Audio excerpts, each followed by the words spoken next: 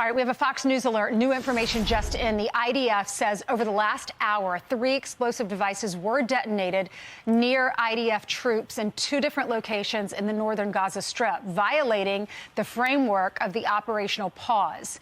In one of those locations, terrorists also opened fire at the troops, who responded with fire. A number of soldiers were lightly injured. This all as desperate Israelis hope their loved ones will be in the next round of hostages to come home today, including our next guest, whose aunt, 3 cousins, and 2 of them, just 3 and 5 years old, were finally released on Friday. But it is far from over, as her 80-year-old uncle still remains among some of the 200 hostages still held by Hamas terrorists. Efrat joins us now from Israel. Thank you so much for coming on again. And thank you very much You're for welcome. following up and keeping this story up in the news. Of course, we're praying for Israel, and we're just so sad for what y'all have all gone through. You had 4 family members that were taken, your 79-year-old aunt and cousins, a 34-year-old, a 3-year-old, and a 5-year-old. But in addition to those 4, you had another family member, your uncle. And what do you know about him at this point? So as of October 7th, we have absolutely no proof of life. We have no idea. It has been 2 months already. And like us, many other families, we have no idea. And it's just really so tragic. And to think we are in a global world in 2023 are still in such state, it's just really devastating. It's hard to believe that nowhere we can find assistance of global institutions like the UN or the Red Cross or anyone that could help with a proof of life. Yeah. But it's not only about the proof of life now. You know, it has been 2 months. We have been communicating for quite a long time right now, which I thank for. And, you know, with all the chronically ill, and we have so many of them in the group of the about 160 still being kidnapped.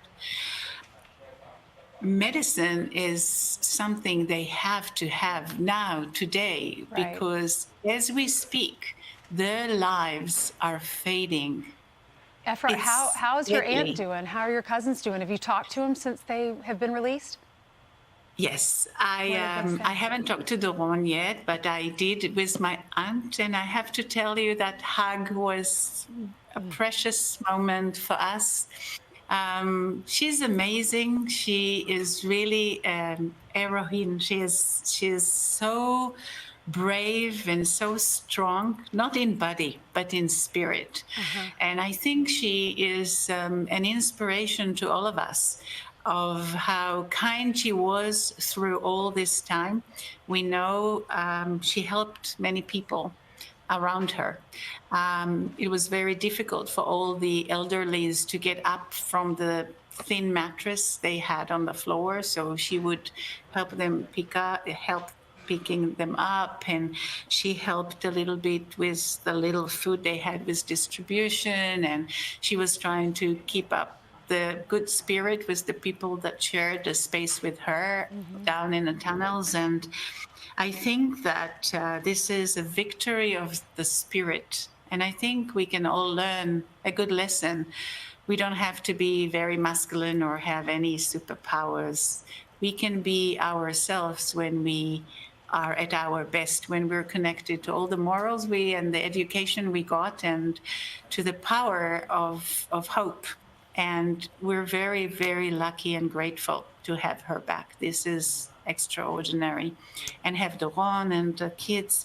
But really, you know, with my uncle missing still, it's hard. So the happiness and joy is really a mixed feeling. It's hard. It's hard to... I'll show him again. Yeah, see him. I love that picture of him, and we can all relate to that. He's wearing his button-down shirt. You know, about my dad's age, has his glass of wine, his red wine that he probably enjoys. Just the red wine, by the way, is his own wine. Oh, he that's right. I remember you telling us that. That's right. All right. Well, everyone say a prayer for him. What is his first name? His name is Gadi Gadi, Moses, G-A-D-I. Gadi, Gadi Moses. Everyone pray for him. And really all the rest, you know, the elderly, the chronically ill, I think all governments, and I really do hope in America as well, people will push for his release, and all the chronically ill. They're losing time. There is no time. Tomorrow they might be dead. They're in really critical conditions. And as I said, lives are fading. There isn't time. They have to be back home. Efrat, thank you so much. We are praying for you, for Gadi, and for all the other hostages and their families. Thank you for having us You're welcome. on your show. You're always such a pleasure to talk to.